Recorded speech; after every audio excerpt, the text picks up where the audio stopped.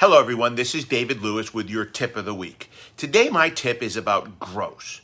Now I'm not going to lie to you, I like making gross. I don't think it has to do with the actual money as much as it does with winning. So what truly determines how much gross we can make? Is it in our closing skills? Is it in our personality? Or is it solely just asking for more gross? I think it has to do with both asking for gross, but more importantly, about the quality of our presentation. As I've always stated, we know the customer is scared of us, and they should be. Why? Because our job is to sell them a car today.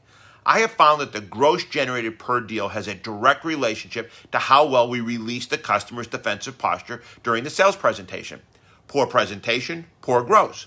As a salesperson, your job during the sales process is to find a car they love, get them to like you, and make your dealership the place they want to do business. Do this successfully, and you will generate stronger grosses.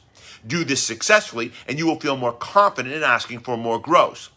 Always remember, gross is a state of mind, both in the mind of the customer and in your mind.